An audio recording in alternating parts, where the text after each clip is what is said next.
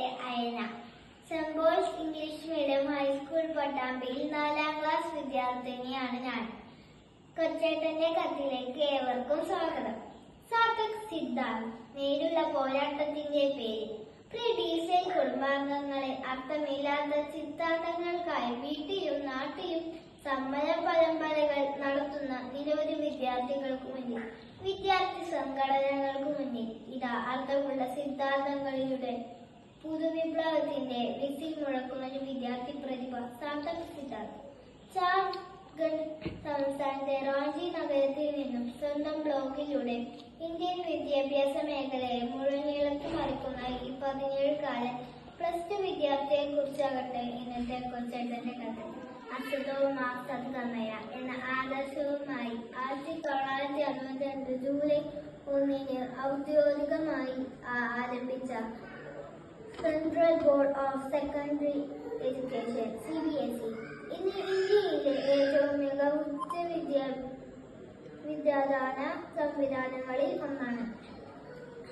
30,000-ത്തിലധികം affiliated വിദ്യാലയങ്ങളിലായി 3 കോടിയിലേറെ വിദ്യാർത്ഥികൾ പഠിക്കുന്ന CBSE സിലബസിൽ ഇക്കഴിഞ്ഞ ബോർഡ് എക്സാമിന് 10ലും 12ലും മാത്രം പരീക്ഷ എഴുതിയത് 42 ലക്ഷം വിദ്യാർത്ഥികളാണ്. ഇതിൽ +2 പരീക്ഷ എഴുതിയ 17.8 ലക്ഷം വിദ്യാർത്ഥികളിൽ ഒരാളാണ് നമ്മുടെ കഥാനായകനായ സാർത്ഥക് സിദ്ധാർത്ഥ്. സാർത്ഥക് എങ്ങനെയാണ് കാലമായതെന്ന് കൂട്ടുകാർക്ക് അറിയാമോ? ഇക്കഴിഞ്ഞ +2 പരീക്ഷയുടെ ഉത്തരക്കടലാസുകൾ ഡിജിറ്റലായി പരിശോധിക്കുവാൻ CBSE on screen marking OSM എന്ന സംവിധാനമാണ് സ്വീകരിച്ചത്.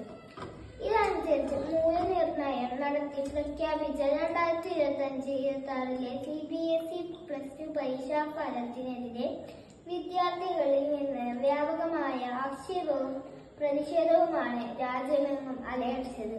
നിരവധി വിദ്യാർത്ഥികൾ മാർക്ക് സംബന്ധമായ പരാതികളുമായി മുന്നോട്ട് വന്നു.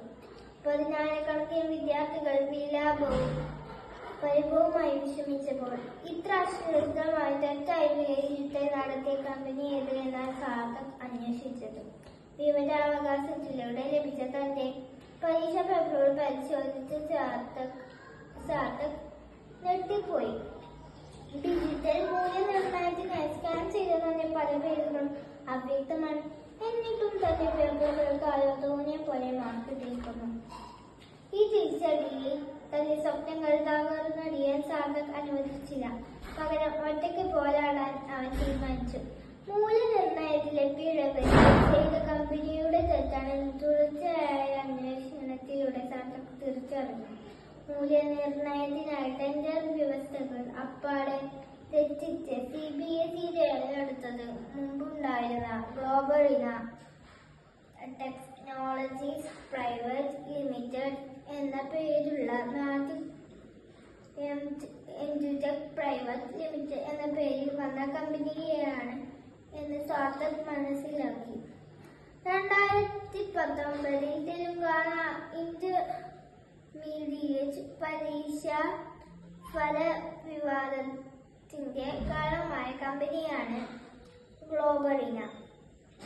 അന്ന് മൂല്യനിർണ്ണയ പിഴവ് മൂലം 23ഓളം വിദ്യാർത്ഥികൾ ആത്മഹത്യ ചെയ്യാനിടയാക്കിയ കരിമ്പട്ടികയിലുള്ള കമ്പനിക്ക് ടെൻഡർ വ്യവസ്ഥകൾ മാറ്റിയെഴുതി 17.8 ലക്ഷം വിദ്യാർത്ഥികളുടെ ഭാവി പന്താടാൻ എഴിഞ്ഞുകൊടുത്ത ഉത്തരവാദിത്തപ്പെട്ടവർക്കെതിരെ തന്റെ ബ്ലോഗിലൂടെ സാർത്ഥക് ആക്രമണം അഴിച്ചുവിട്ടു. സാർത്ഥക് സ്വയം പഠിച്ചല്ല, പരാതി പറഞ്ഞ് നിരാശനായില്ല. സ്വന്തം കഴിവിലും അധ്വാന ഫലത്തിലും ഉറച്ച വിശ്വാസമുണ്ടായിരുന്ന അവൻ തന്റെ കണ്ടെത്തലുകൾ ഇന്ത്യൻ പാർലമെന്റിന്റെ സ്ഥിരം സമിതിക്കു മുന്നിൽ അവതരിപ്പിച്ചു. ഇന്ന് CBSE ഓഫീസിൽ ഈ കമ്മിറ്റിയുടെ അന്വേഷണ വലയത്തിലാണ്. പ്രിയ കൂട്ടുകാരെ, ഇതൊരു വിദ്യാർത്ഥി സമരത്തിന്റെ ചരിത്രമാണ്. സ്വന്തമായി സിദ്ധാന്തമുള്ള ബോധ്യങ്ങളും ലക്ഷ്യങ്ങളുമുള്ള ഒരു വിദ്യാർത്ഥി ഒറ്റയ്ക്ക് നടത്തുന്ന സമരം നമ്മുടെ കേരളത്തിലെ വിദ്യാർത്ഥി സമരങ്ങളുടെ ചരിത്രമെടുക്കുന്നു. ഓരോ രാഷ്ട്രീയ പാർട്ടിയുടെയും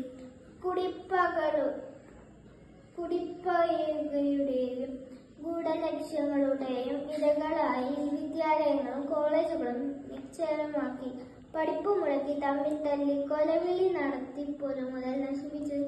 ഗുരുനിന്മയുടെ നികൃഷ്ട കർമ്മങ്ങളിലൂടെ ഗുരുത്വം നഷ്ടമാക്കി ഭാവിയാക്കുന്ന നിഷേധാത്മക വിദ്യാർത്ഥി സമര ചരിത്രങ്ങൾ അവസാനിപ്പിക്കാൻ സമയമായില്ലേ? വികാരങ്ങൾക്ക് പകരം വിചാരവും വിവേകവും ഉപയോഗിച്ച അനുഭവങ്ങളെ നേരിടാനും അർത്ഥപൂർണമായി രാജനന്മക്കായി നേരോടെ പോരുവാൻ സാധക് സിദ്ധാർത്ഥ് എന്ന പ്രതിഭയെ മാതൃകയാക്കാം. ആശംസകളോടെ സ്വന്തം കൊച്ചേട്ടൻ. Thank you.